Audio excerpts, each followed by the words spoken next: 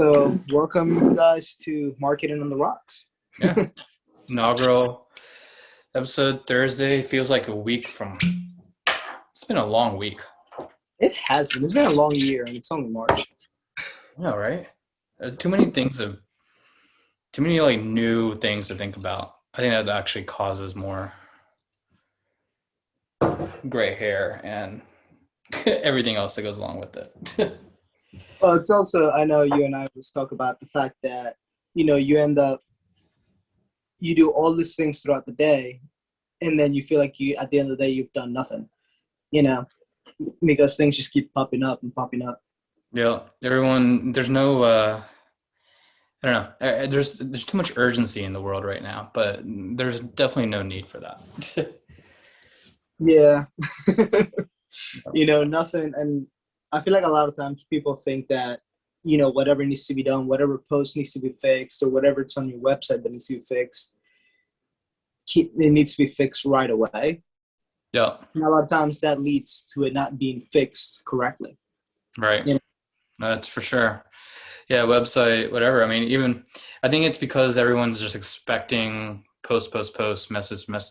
Like they're expecting their business to run 24/7, even if they're not. Maybe Do that's you think? Do you think that's because of the pandemic? Or do you think it's been like that for a few years? for me, man. I think it's probably more social media has caused this. Mm-hmm. Not even the pandemic. I mean, the pandemic is what it is, but social media, I think, is causing this. Yeah. What are your thoughts? What do you think?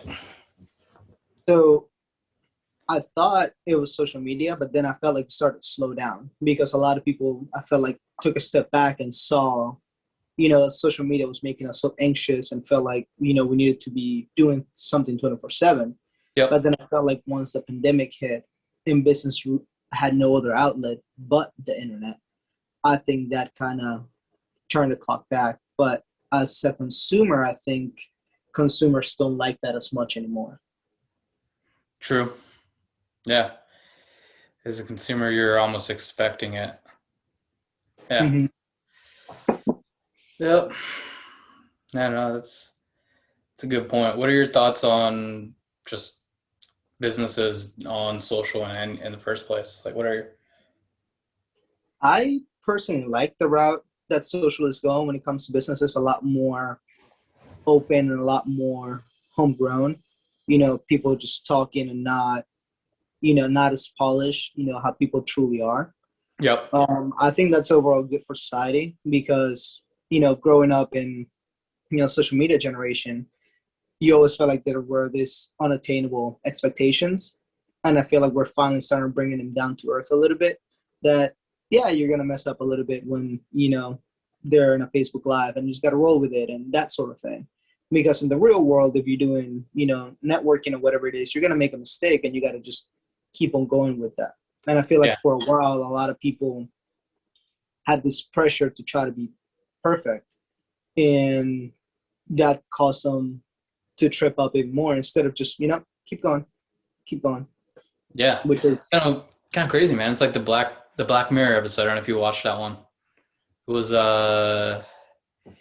with Jessica, whatever. It's not Jessica. It's Ron Howard's daughter. Do you know which one I'm talking about? I don't know if you've seen that one. I'm not a big Black Mirror fan, but Yeah. I think I know which one you're kind of talking about. The one where She's like the redhead from Jurassic World. Then no.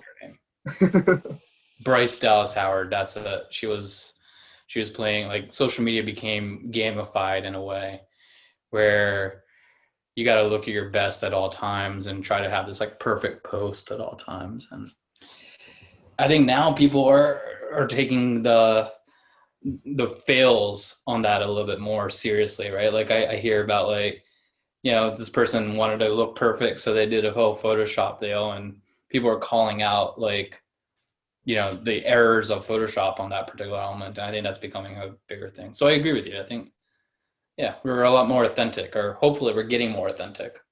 But it's fun. It's all a cycle because now I remember, growing up, Instagram was kind of where you went to just kind of throw whatever you wanted in there, right? Facebook was the more professional. You had your family and stuff.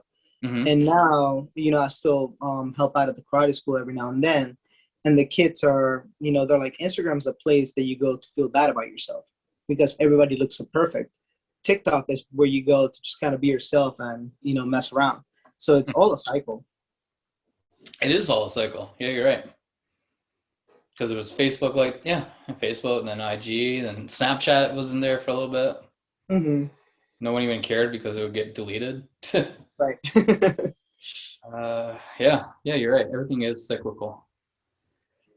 Uh, it actually kind of takes me to like this definition that I keep hearing about recently, at least, or term, I guess, of flywheel in a Mm-hmm. way. And we look at everything as funnels, but now funnels, the next cool funnel is really a flywheel, which is an interesting component. I mean, it's just another weird term that we're all coming up with, but it kind of makes sense because every piece of content we have to have out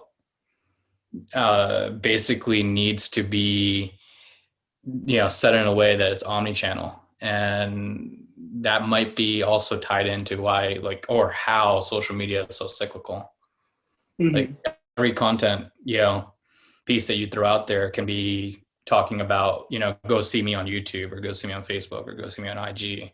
Because you have to be on all of them. You can't really just double down on one anymore. And Right. that puts a lot of pressure on all of us. But yeah, that's why I think we have to be more authentic. It doesn't matter. Just put it out. Right. And Yeah. I think it's almost, the Gary Vee model to just, no matter what it is, just, what he said? It was, don't create. I don't remember that one. Oh man, Mm. it wasn't record. It was, that's gonna bother me. I know. I Um, think I almost want to pull it out, but yeah. pull out my phone and just look it up. But here, let's see if it takes us a second to do.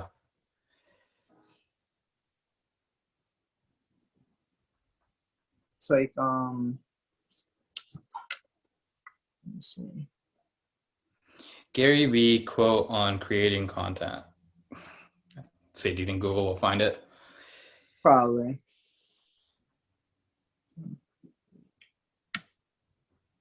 Document, don't create, document. That's what There it you go. is. That makes sense. Hmm. And I mean, it's really what it goes back to. There's a lot, vloggers in YouTube. They Yep. just they're recording what they're doing in a day, and people watch them, and they make a ton of money out of it. But it's because they're true to what they do. Yeah. And actually, the ones that get the best hits, or let's just say even the most hits, right? Like, I mean, because that's really a better better term out of that. They're not even really putting themselves out there that much. Hmm. They're almost audio mostly only. They do a little intro and then really go and show content. And I mean, as you say that, man, I mean, it goes into like, Star Wars or all that kind of stuff for me, man. So, I rather see pictures of the item that they're talking about, whether it's Marvel or Star Wars anyway, not them. So I don't think it matters as much. Like appearance matters, but not to the level of you got to be, yeah, picture perfect at all times. I agree. Right.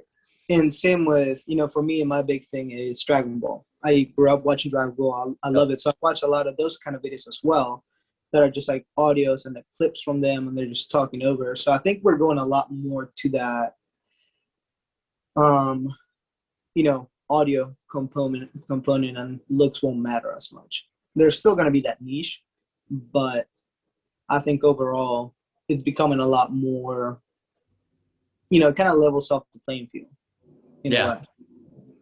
Yeah. As we were talking about this, it started like prompting me to think about stuff a little bit. And like, what are your thoughts on like intellectual property in general, right? Like, because let's just say any brand that's out there putting a whole bunch of content, they're trying to create cookbooks and they're creating all this other stuff that talks about how you can use their product in multiple forms and fashions because they need to keep producing content. And I'm using a product or physical product or a lifestyle brand. as the example here. How do you, I don't know, like, what are your thoughts on like just people putting a lot of, effort into protecting their IP now? Because you can't really I IP a recipe. right. I don't know. I was never that much into it. Like I understand that you create something and you want to protect it, but Yep. at the end of the day, if somebody can copy what you do and they can do it better, you need to look at yourself. Yeah. And I think that's the whole point when it comes to what the marketplace should be. It should be just a bunch of people trying to outdo each other, and at the end, the winner is the customer. That's just always been my view on that. I tend to agree, man. I like that. Yeah, like it doesn't matter about IP anymore as much. Mhm. Yeah. Just keep producing, keep outdoing yourself, to kind of aim for the highest quality product you can think of. Yeah. And not only the highest quality, but the newest thing. Mm-hmm. It's all about solving a problem. Mm-hmm. Yeah. Yep. Man, we are all materialistic people. Because that's true.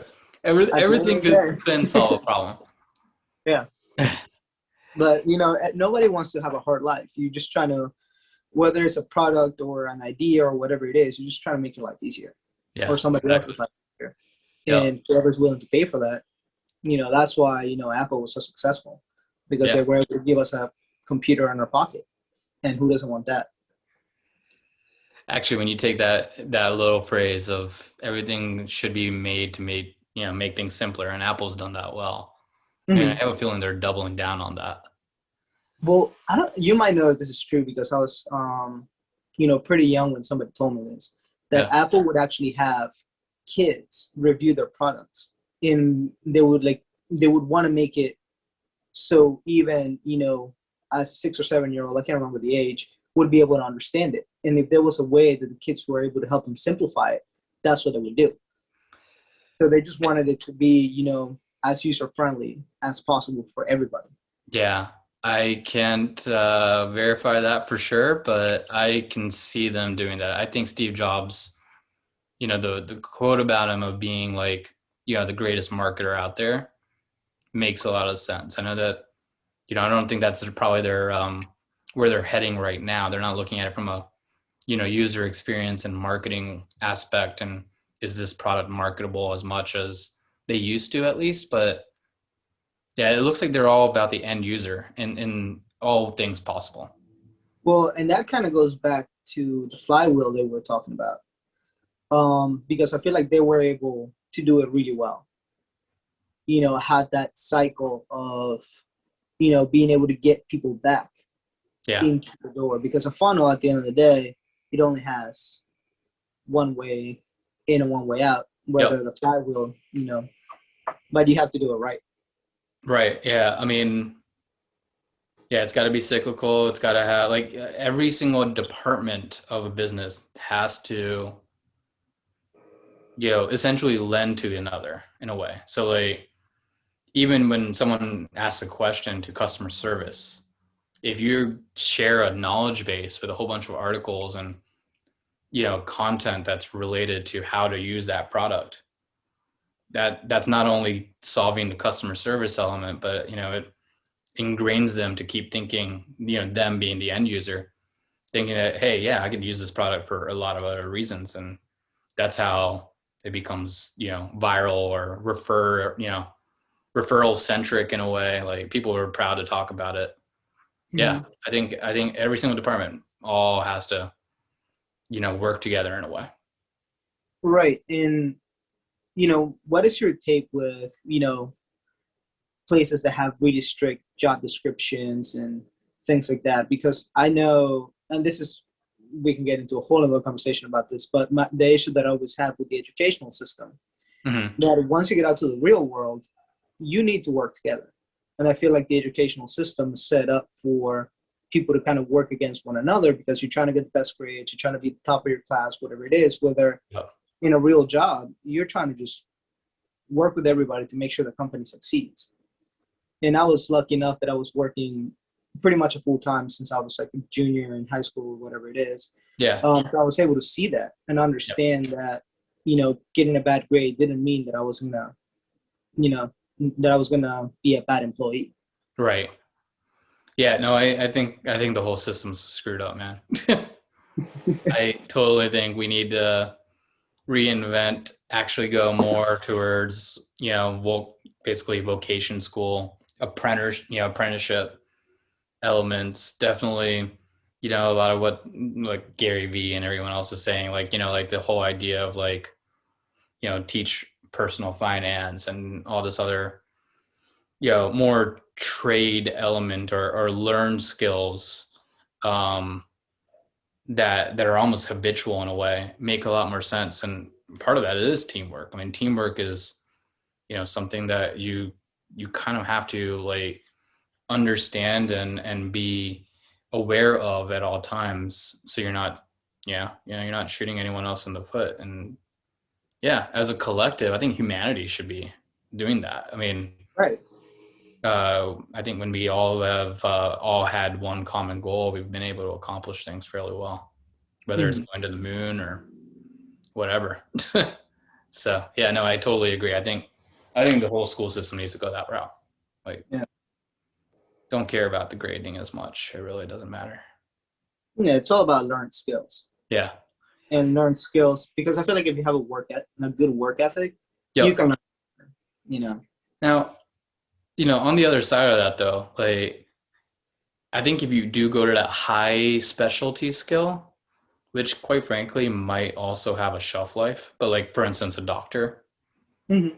it's a little bit harder, in my opinion, to go in a collective form, right? Like you do want to have someone that knows what they're doing when they're, when your life is in their hands in a way. Right, So 100%. yeah. But I feel like even then, well, doctors, that might be a little bit different because I don't know, that much about what they actually do. But say like plumbers, electricians, all those guys, I feel like especially the commercial ones, Yep. they all work together and they Yeah. all do, a really good job Yep. and they're highly qualified. So I think there's, both sides to that Yeah. because yeah, if it's the doctor that's doing the surgery and everything like that, then you do want it to be specialized. You do. And yeah, I mean, you don't really consider as a patient, you don't consider the whole team behind that doctor for sure. But I mean, man, it's going to come down to like, I think a robot or a machine is going to probably take care of that doctor's, specialty sooner or later. I mean, maybe not Mhm. in our lifetime. Yeah, we might see a starting of it, I think, in our lifetime, but Well, that's the all route of us where, are going to be taken yeah. over by AI in one form or fashion. Yeah. But it goes back to making life easier. Mm-hmm. Then we can focus on other things. Yep. Totally. So why not start with liberal arts? Yeah, like anyone like us marketers or anyone that's in journalism or writing, writing in general, any kind of liberal art. I mean, even down to poli sci or law.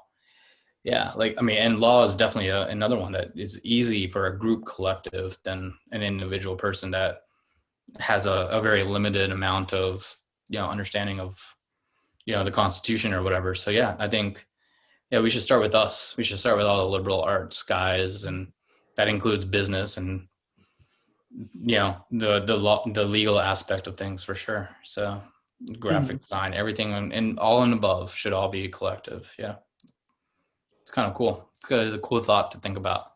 Mhm.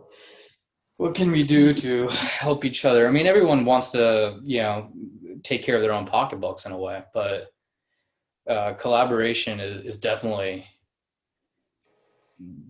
an easier way to take care of your own bills in one form or fashion. I mean, even to the the literal level of it, right? Like if you're talking that through with your partner, it makes it less stressful. So yeah, Mhm. companies can do the same thing. Yeah. Yeah, it's a cool thought. It's a cool thought there, man.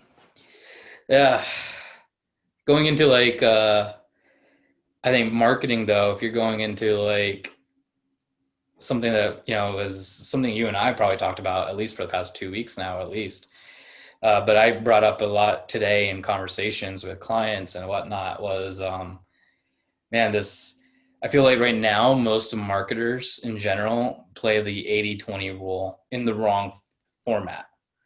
And what I mean by that is like 80% right now, even business owners, not even just marketers, but like business owners, marketers, anyone that's, trying to get their, brand or product or service out, are thinking they got to have ads running, they got to be doing all this stuff, um, that are maybe more Google, Facebook centric in a way.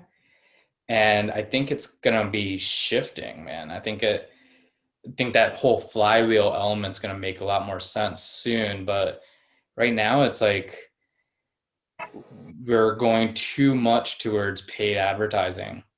And I'd say I would make the guess. I'm gonna call it right now and say by before the end of the year, that shift is gonna be the other way around, where content is going to be 80% of what we need to be doing, and like paid and, just making sure those channels are running, or maybe 20% of what we need to hit.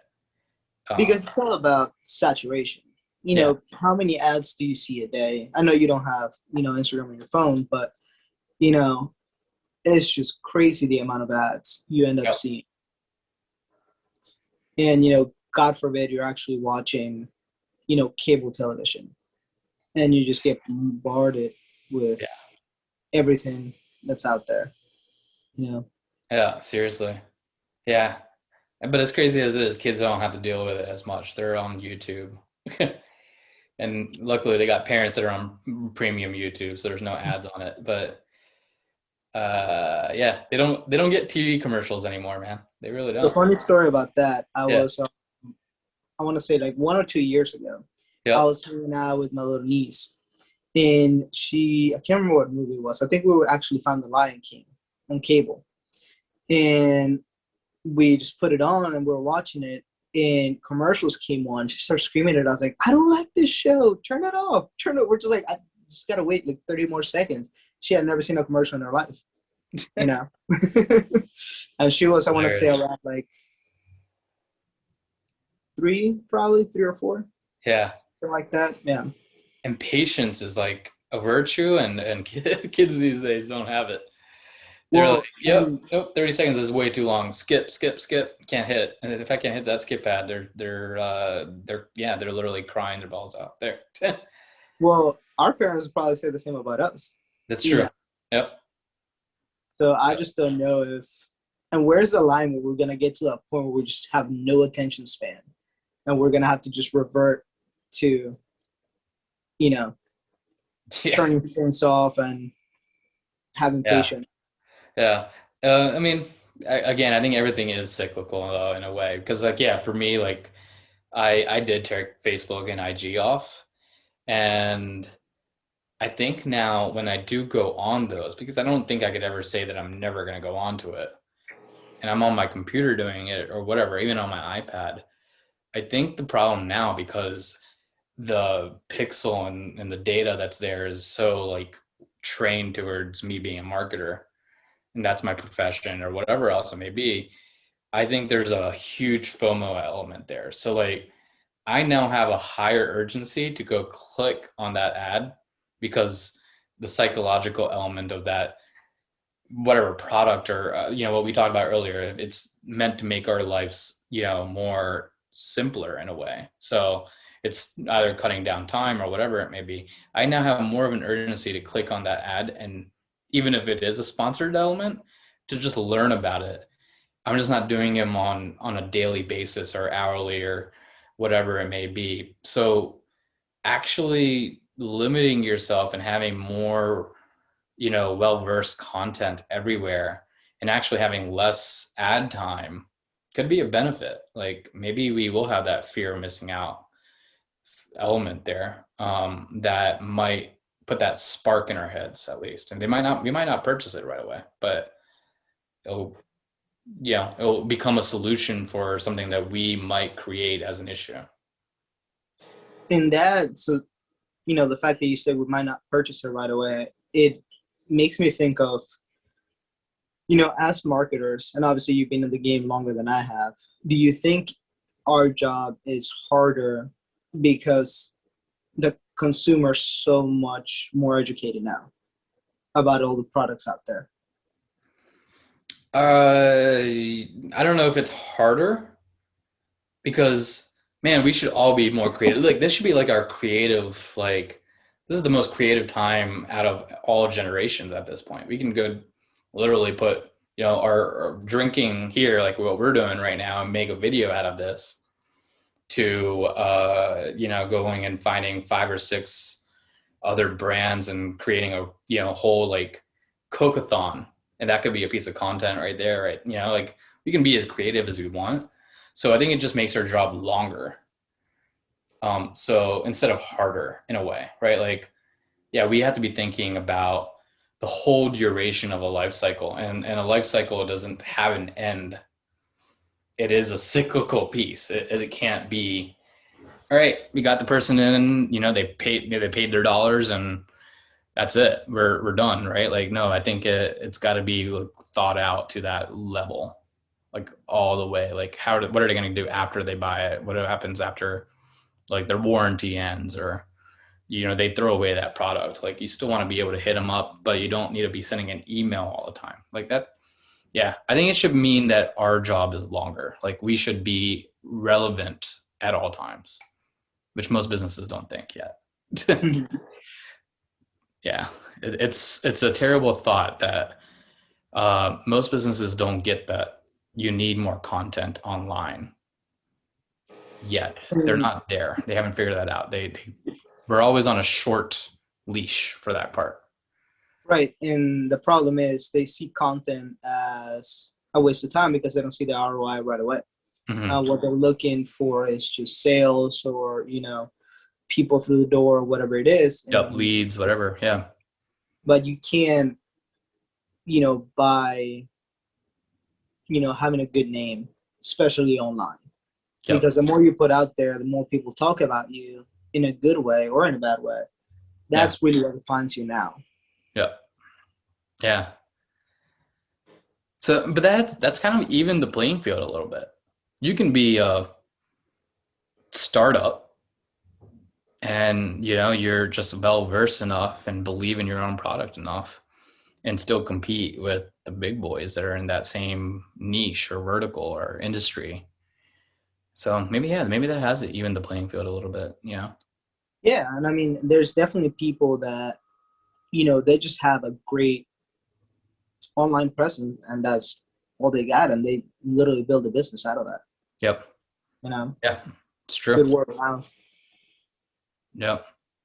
Yeah, it's like, you throw all your dollars into one Super Bowl commercial, it's not going to do you much, right? Like, yeah, you might be able to talk about that, but if you're not, putting out other stuff and staying in front of people all the time, you're kind of screwed. Yeah, it goes back down to that attention span thing that you talked about earlier. We're like less than a goldfish. And it's so easy to create content. It could be something like 20-second video. Just throw it up there. It's less than, it's a few cents. And then if you use the right hashtags, if the right people see it, Yeah.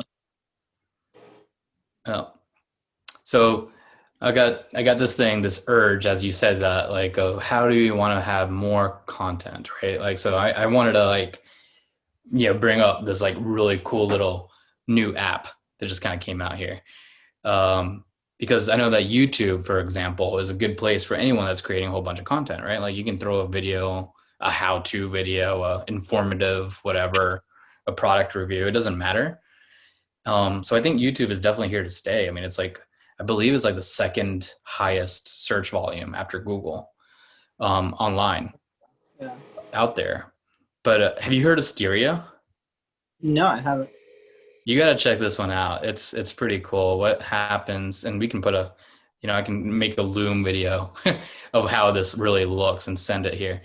But what it does is, I've seen a whole bunch of, like product or YouTubers that are, again, more into the gaming and entertainment industry. So they're talking about, let's just use WandaVision as an example here. So they're talking about WandaVision, Shout out to New Rock Stars is the name of this particular YouTuber that's been doing it so far, which is where I got it. Basically, what they're doing is they're doing a simultaneous piece of content on Stereo now, which is an app that allows listeners to drop in and leave quote unquote voicemails that you can answer on your live on YouTube. Huh.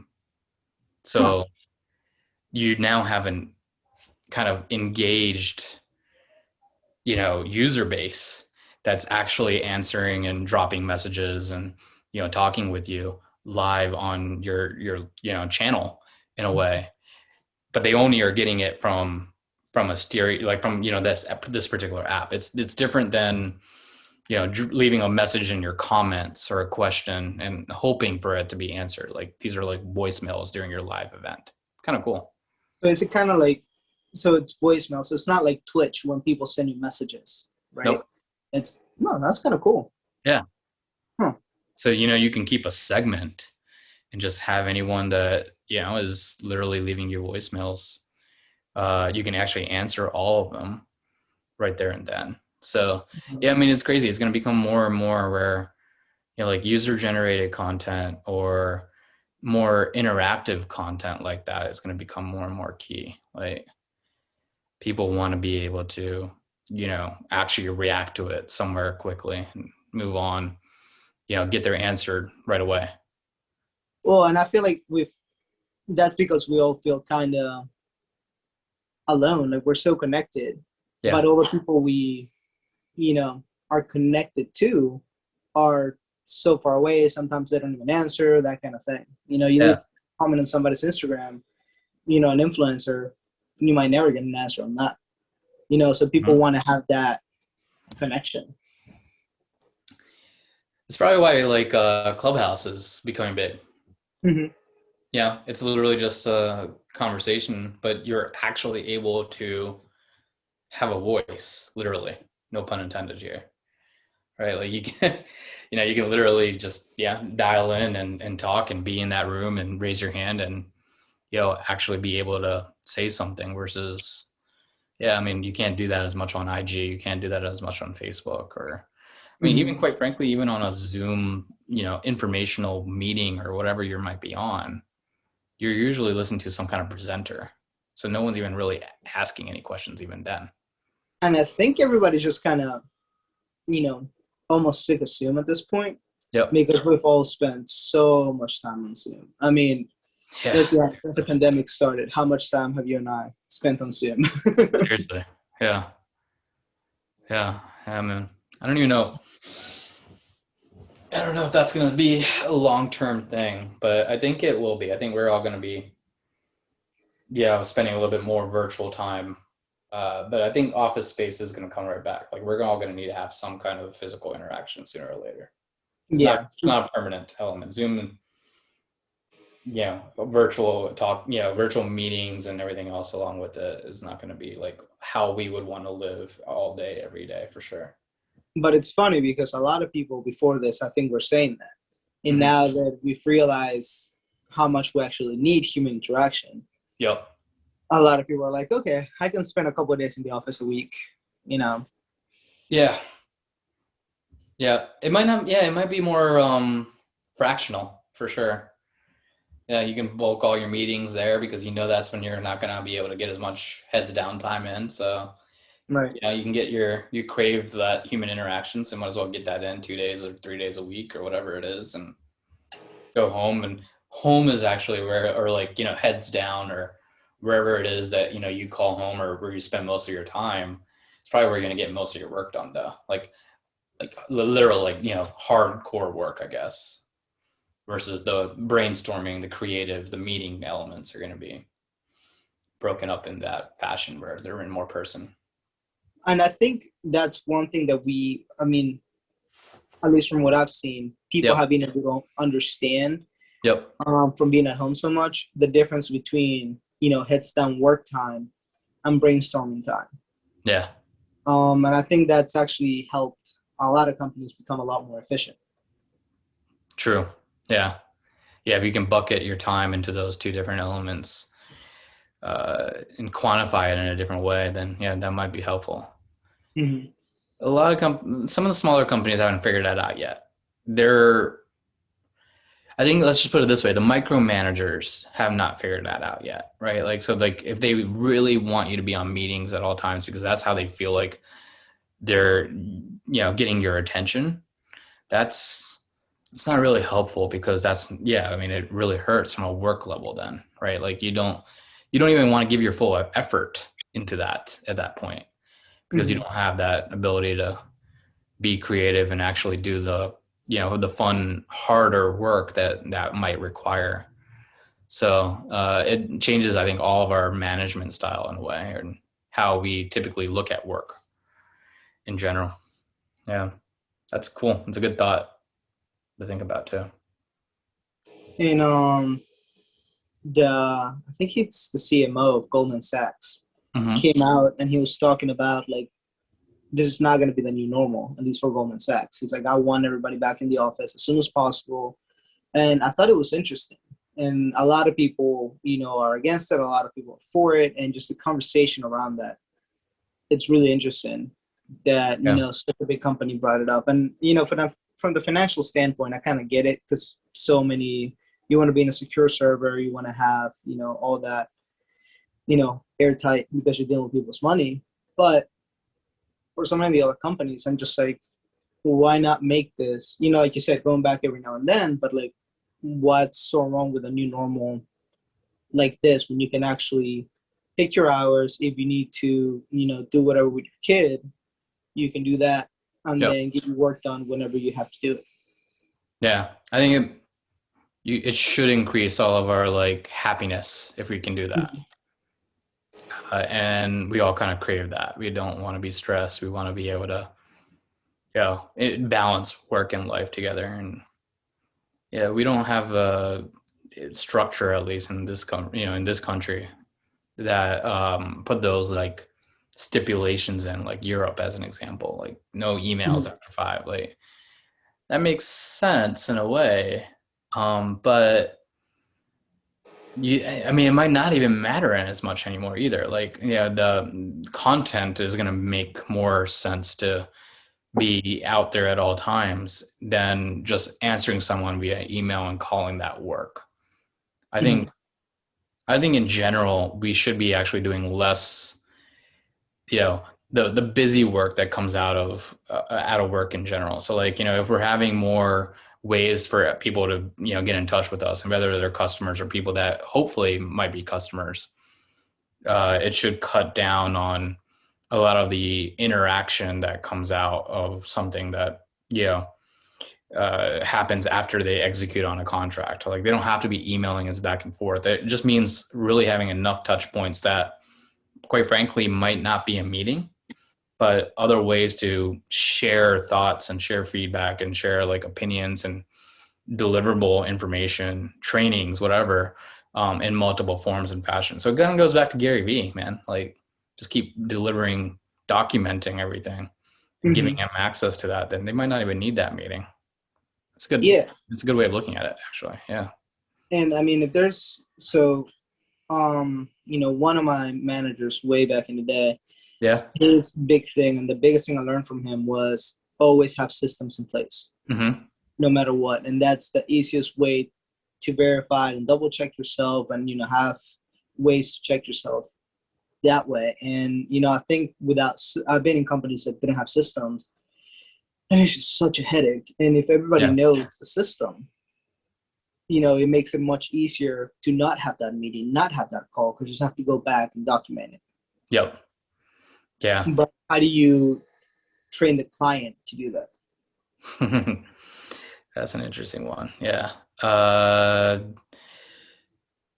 I would say you're training the client. I think a mindset element does come into play.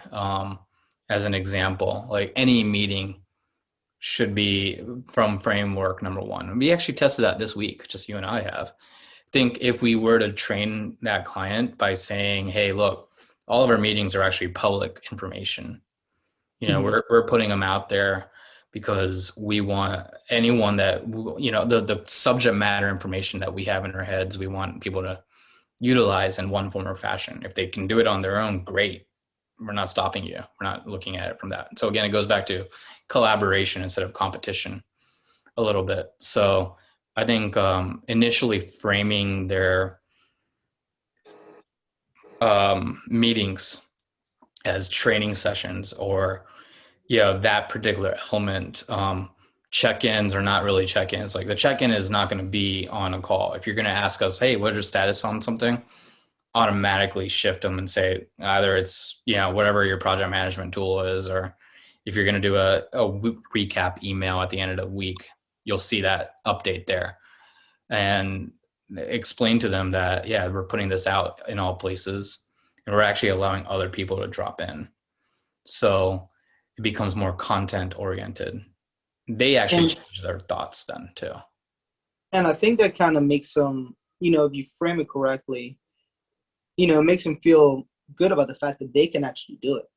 They're capable. Older generation, especially after being at home or working on computers for this long, Yep. we all have the capability to do a lot, 90% of the things, except for like coding, that's a very special skill set. But Yep. most of the things people know how to do in a computer, Yep. they just want to be handheld. Right. And if you just kind of give them, it's the same thing that like if you give somebody a fish they can eat for a day, if you teach them how to fish, Yep. they'll never be hungry again. It's that sort of mindset. And I think that's a good frame to put a client in. Yeah, no, I think so.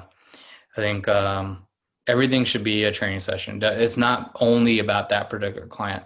I think even if we're putting our time into whatever that client, is trying to do with you, whether it's creating a website or doing whatever,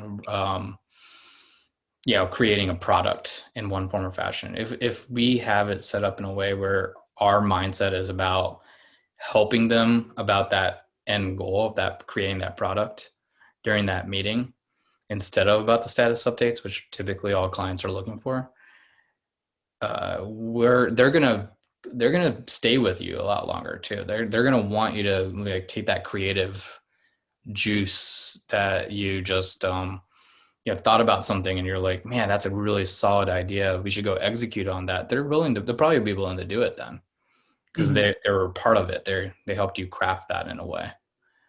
So yeah, I think training people, mindset should be every meeting should be a piece of content in one form or fashion. So you're never going into like the details or into the weeds of anything. Like that typically doesn't help our contracts in general. It really doesn't. Yeah. Framework, man. Mindset matters a lot. So training people like It that. definitely Cool. does. Yeah. Yeah, that's awesome. Some good stuff coming out of hopefully what people think about what marketing and what business looks like and lifestyle brands and all that. I mean, I actually think, sometime back in the day, I'll even take my parents as an example, and older generations, they're thinking side hustle is a bad thing, right? Like it means you're not doing well or whatever it may be. Mm-hmm. I don't think that matters anymore. I mean, it really doesn't. Like you can go and create a brand. It's Mm-hmm. not really a side hustle. It's just because you're passionate about it, like in general. And it's one of those things that if you create a side hustle out of something you're passionate about, Mm-hmm. it usually ends up becoming your business. And that's, our parents were always just like, if you love what you do, you never have to work a day in your life. Well, side hustles usually end up taking you that route. Right. Yeah. Yep. No, I mean, you'll put all the time into, actually enjoying whatever you're crafting then. And usually, your value of life and everything else just kind of follows suit. You usually have a happier time. It's always funny to hear those like, oh, I was like in med school and I, dropped out and became a artist or something like that. Like those stories are always fun to hear, but the reasoning for them are all the same. It's because, you follow your passions for sure. Mm-hmm. Yeah. Yeah. Yeah. I mean, that goes down to like just the ease of it too, in a way, right? Like if you really love something, I'll use Proper 12, whiskey for me. And I'm not a huge fan of Proper 12. I'm just trying it out. But I love the idea that like Conor McGregor came up with, drop shipping essentially, or white labeling of whiskey. I'm not sure exactly who actually bottled this or where this proprietary blend came from, but it's, obviously from some other distillery. Actually, I can see it right here. It's in cursive, so I cannot see it actually, but master distiller. And I think it says Dylan, but I'm not sure. Dublin 12 or master distiller. Yeah, Dublin 12. So the distillery was Dublin 12. They didn't call it that because that doesn't matter anymore. Company names might not matter. So Just brands do. that brings us into, and if you guys can come up with an idea for the segment in the comments, please let us know. But we're going to take a second to talk about just overall branding. Yeah. And we're usually going to talk about branding of whatever we're drinking that day. So we're both, whiskey guys. We like whiskey. One of the reasons, this is actually the first scotch I ever tried, and it was at my older sister's wedding. And that was the first time I ever had scotch, and I really liked it. But I started diving into Johnny Walker and just the history of it. And the fact that the label is actually slanted was their marketing plot, because all the labels were straight. And they were like, well, we want to be different. We want to stand out on the shelf. They just landed it, and they've been around for how many years now? I think it's something like 18 something. They've been around for a while. So obviously it's worked. And a lot of people like Conor McGregor, coming out with his own whiskey, and then George Clooney with his tequila and stuff like that. People have pretty much been doing, a lot of drop shipping with alcohol lately. So what is your take on that? I think it goes back down to passion. And I'm not going to be one to quote Kendall Jenner typically, but I did somehow hear this week. And, like there's a whole bunch of flack about, hey, George Clooney sold a tequila brand and made over $1 billion. And he's not, of Hispanic origin whatsoever. Why are you guys giving me flack from, me wanting to create a tequila, me being Kendall Jenner, even though I don't have a Hispanic heritage? I don't think it matters. It goes down to if you enjoy something and you think that you want to make it either A, a hobby, or B, something that you support. Creating a business out of it is obviously something that you can put your full fledgling support on in general, right? Like you can make it your own and put your name behind it, because your name matters. Like, all of our names matter, right? Like we all want to have a good name. So I think my take on it in general is like, yeah, white label away. Like it still means that distillery is getting a sale at the end of the day. So it goes back to that intellectual property element here. I don't think it matters anymore. Like proprietary blends, and being able to label that, or kind of put a patent on it, yeah, for pharmaceuticals and whatever might make sense. There's obviously health related items there, but a brand can be patented or copyrighted, but not. And it goes formula. back to how much more that distillery is selling right now because of Exactly. McGregor. Yep. If you want to just take it to the dollars and cents, that's kind of where it's at. Yeah, it just means economies of scale. You can go and create a supplement brand and your own sphere of influence. You don't need to go create a whole new sphere of influence. You can keep the same sphere of influence you already have and introduce a new product line.